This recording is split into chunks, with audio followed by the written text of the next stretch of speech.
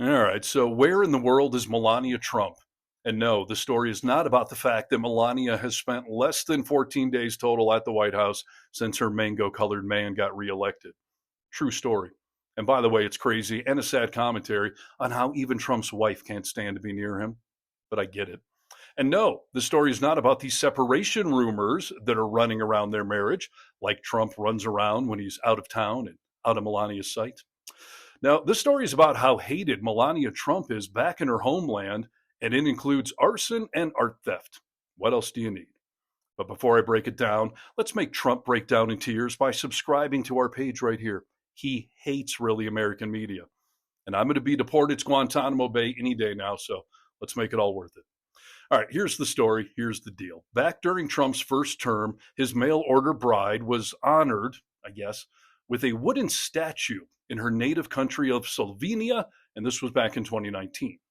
It's the larger-than-life-size statue of First Lady Melania Trump just unveiled in her hometown in Slovenia that's raising lots of eyebrows. And that lovely statue was immediately met with a lot of criticism, not because it's associated with Trump's toxic politics, but because it's freaking ugly. Face, I don't think. My God. Yeah. This is. I can't find her features. It looks like a prop from a horror movie. I don't know. Art is subjective. Kind of looks like her, or Smurfette. But regardless, as time went on and Trump's toxic brand became a little harder for the entire planet to handle, and as disdain for Melania in her hometown grew, somebody waited until the July 4th, 2020 holiday back here in America, and they did this to her statue over there.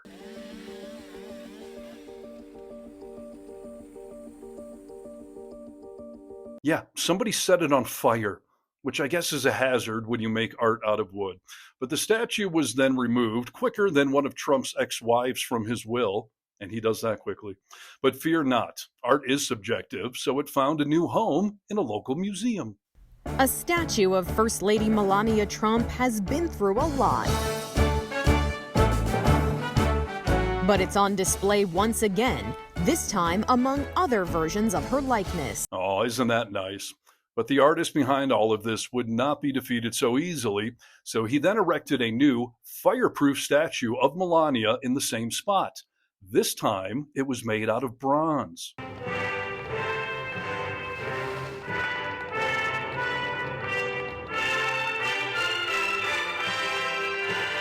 Now, in a normal world, that would be the end of the story right there. I mean, what could you do to a bronze statue? They even affixed that thing with concrete and metal bars. But it seems that both Donnie and Melania are so hated in Slovenia that somebody decided to make vandalism great again. Which brings us to this news story just out today. The bronze statue has been stolen. It's gone. Somebody chopped it off at the ankles and carted it away. That can't be easy. It's got to be a lot of effort. I guess they wanted a trophy of the most famous trophy wife on the planet. So police have started an investigation, and the artist, Brad Downey, was asked, why would somebody do this?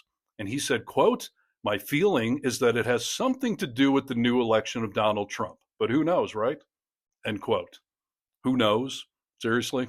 Pretty sure I know. Even a blind man can see the obviousness of the truth on this one. People hate the Trumps so much that they would chop through a solid bronze statue, haul it through a field just to make their point. And I'm not condoning this type of vandalism. I'm impressed by it, but I'm not condoning it.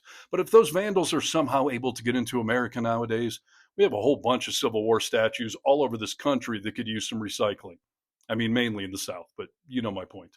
In the meantime, if you have any information on who might have committed this heinous crime, call 1-800-TRUMP can go screw himself, which I'm sure he's doing a lot of nowadays, since Melania Trump is never at the White House and wouldn't touch that man with a 10-foot bronze statue. All right, like, subscribe, and comment below. I would like to know how you feel about this story. I'm Steve Harness from The Vocal Minority with Nick and Steve podcast, which is available anywhere and everywhere, including right here on YouTube. You'll find it. We're doing it all for really American media.